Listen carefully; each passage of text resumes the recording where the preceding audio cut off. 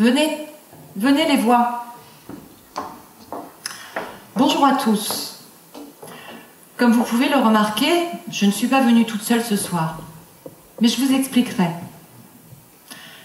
Là, c'est ma fille. Je vous présente Pauline. Quand Pauline avait cet âge-là et qu'on lui demandait « Que fait maman ?», elle répondait que maman met la voix dans les téléphones. Je m'appelle Fabienne Roy, je travaille chez Prosodie et effectivement, je mets la voix dans les téléphones. Je vous présente aussi Christine et Laurence. Elles sont comédiennes et elles prêtent leur voix à Pôle emploi, Caisse d'épargne et Humanis. Et oui, quand vous appelez un de ces services, ce sont bien leurs voix que vous entendez. Ce sont elles qui vous disent bonjour. Elles sont mon outil de travail.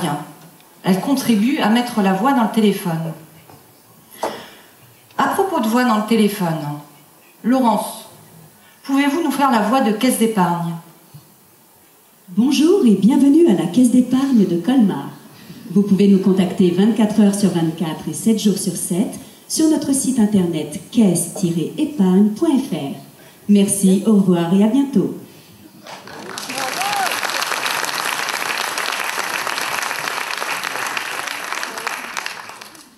Merci Laurence. Je vous propose d'écouter maintenant la voix de Pôle emploi. Pôle emploi, bonjour. Merci de votre appel. Vous pouvez vous connecter à notre site afin de bénéficier de nos offres et de notre catalogue de formations qui seront indispensables pour le suivi de votre dossier. À bientôt.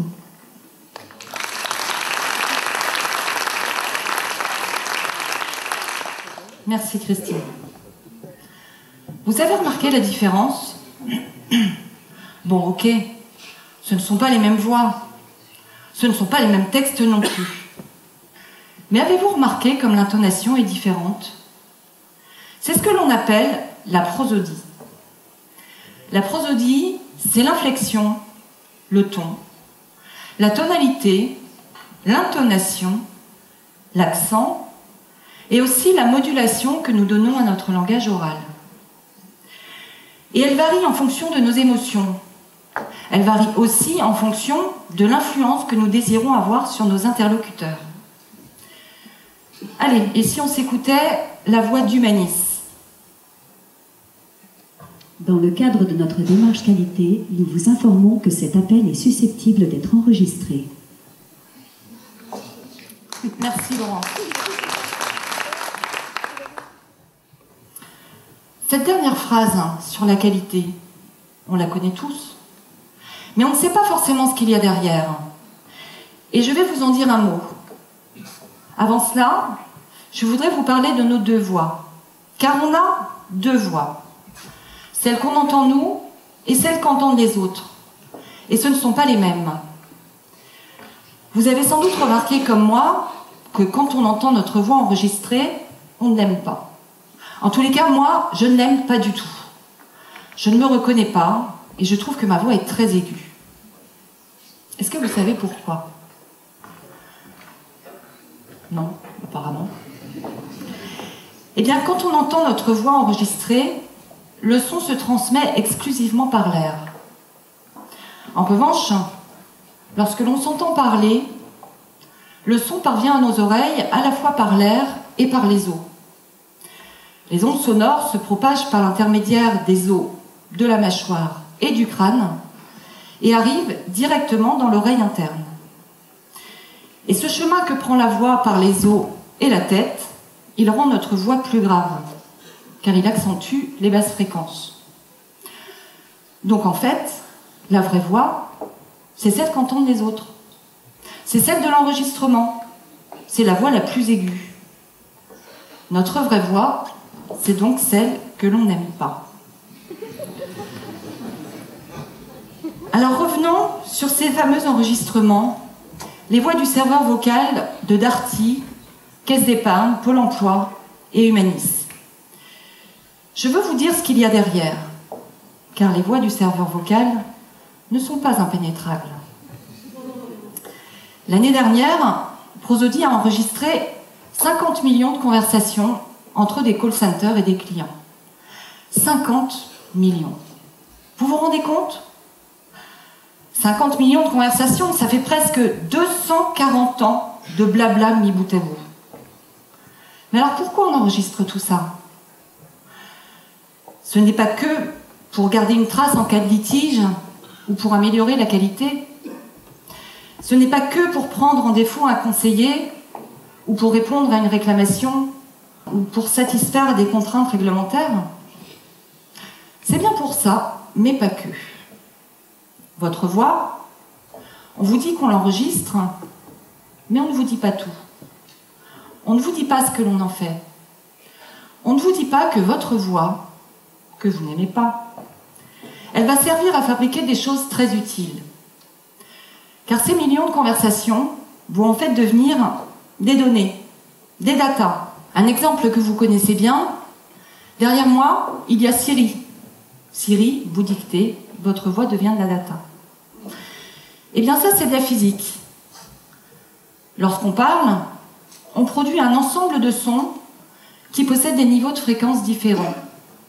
Ces sons graves, médiums, aigus se propagent sous la forme d'une onde acoustique. Le micro transforme le signal acoustique en signal électrique analogique. Une fois qu'on a un signal analogique, avec un convertisseur, on en fait un signal numérique, qui est une suite de 0 et de 1. En fait, quand vous parlez, votre voix devient des numéros. Ce sont ces signaux numériques qui sont ensuite traités et stockés et sont à la base de nombreuses solutions basées sur le traitement de la voix. Une application connue, par exemple, du langage naturel vers la data, ce sont ces nouveaux GPS que l'on a dans certaines voitures et que l'on commande par notre voix. On parle à la machine et elle convertit notre voix en données.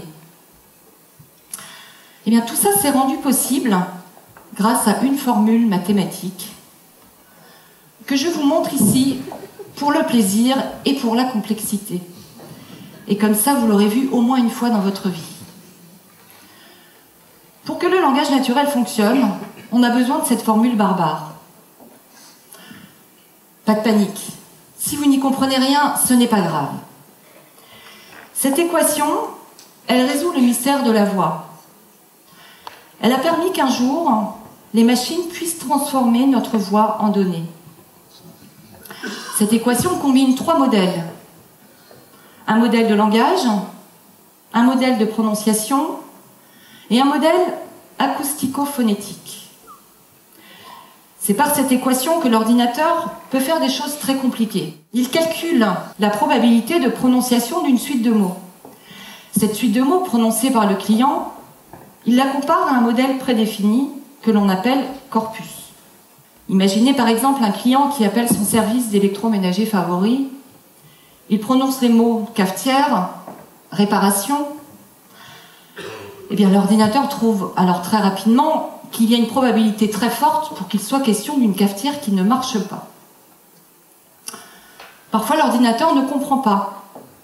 Il passe alors le relais à l'humain, qui traite le problème en temps réel et enrichit le modèle.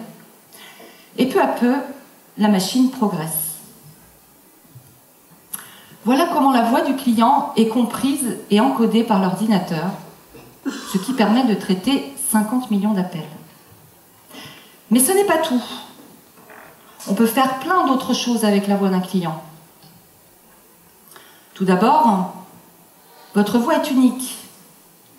Le timbre de votre voix vous est propre. Votre voix, c'est presque une empreinte digitale. Alors quand on sait encoder un modèle de langage, un modèle de prononciation, un modèle acoustico-phonétique, quand on marie les données clients avec les données que nous livre la voix du client, eh bien on peut en déduire des choses très intéressantes. Par exemple, le client de Darty que vous avez entendu s'énerver tout à l'heure, eh bien on sait dresser le portrait robot du client mécontent. Le client mécontent, il est plutôt du matin. Il a souvent entre 30 et 35 ans. Il est client depuis en moyenne 3 à 5 ans. Et en plus, vous savez quoi, mesdames? Eh bien, c'est un homme. Et pour savoir tout cela, on a utilisé la reconnaissance vocale, les datas et toute la puissance de calcul qui va avec. Voilà ce que l'on sait faire avec votre voix, combinée aux données clients, tout du moins pour le moment. Je dis pour le moment, car on peut aller beaucoup plus loin. Il n'y a pas de limite à ce que l'on peut tirer comme information de votre voix. Là, on va faire un peu de science-fiction, mais pas tant que ça, vous allez voir. Techniquement, on sait aujourd'hui détecter l'humeur d'une voix. Je veux dire par là que la machine, avec le principe du détecteur de mensonges, sait identifier de quelle humeur est le propriétaire d'une voix. Alors, on saura bientôt détecter cette baisse de la tonalité, ce tremblement de la voix qui en disent souvent plus long sur l'état d'une personne que ses propres paroles. On saura identifier dans votre voix la surprise en raison de ses nombreuses harmoniques. La machine saura aussi identifier votre tristesse, car votre voix sera de plus faible intensité, un peu éraillée et plus grave que d'habitude. Votre débit sera aussi plus lent et marqué de pauses. Et la machine saura aussi détecter votre colère, car votre voix montera dans les aigus. Votre débit sera beaucoup plus rapide et avec des variations importantes. C'est fou quand même, non? En fait, rien qu'à votre voix, la machine saura dans quel état vous vous trouvez, et peut-être même avant que vous ne le sachiez vous-même. La machine saura quelle zone activer dans votre cerveau. Elle saura trouver les mots pour susciter chez vous la satisfaction, le plaisir, le besoin d'être rassuré, le besoin d'être aimé. Et la machine, qui lira clair comme de l'eau de roche dans votre voix, puis dans votre cerveau, puis dans vos pensées les plus intimes, saura trouver les mots pour vous faire passer à la caisse sans que vous ne sachiez ni comment, ni pourquoi. Cette façon de faire pourrait donc être l'outil ultime pour les marques afin d'analyser le comportement du consommateur au travers de la réponse émise par son cerveau. C'est ça, le neuromarketing. Elle est chouette, la technologie, hein ? Alors, on a vu que l'on sait fabriquer plein de data de base avec la voix du client. Mais demain, on saura en fabriquer beaucoup plus avec ses émotions et ses non-dits. On finira bien par savoir avec la machine si on a affaire à un acheteur compulsif. Avec l'intonation de sa voix, on saura identifier la nationalité du client, son milieu d'origine. Et qui sait si demain, on ne saura pas aussi comment utiliser les faiblesses du client. Donc en fait, quand un client appellera, on en saura plus sur lui qu'il n'en sait sur lui-même. Imaginez alors jusqu'où on pourrait aller. Imaginez ce que nos clients pourraient en faire demain en combinant les enregistrements, la reconnaissance vocale, les datas venant de la voix du client, tout cela mixé avec les possibilités du cloud et les progrès de la puissance de calcul des machines. Une question simple. Nos clients et nous-mêmes, voudrons-nous que la relation client soit poussée aussi loin? Voudrons-nous continuer ou arrêter le progrès? Nos clients auront-ils envie que les limites éthiques, juridiques et scientifiques du neuromarketing soient franchies? Je ne sais pas. Ce que je sais, c'est que si nos clients nous demandent un jour d'utiliser ces technologies, s'ils nous demandent un jour d'écouter la voix du client avec de trop grandes oreilles, eh bien j'y réfléchirai et je repenserai à ma fille et à sa façon de définir mon métier. Maman, elle met la voix dans les téléphones. Merci.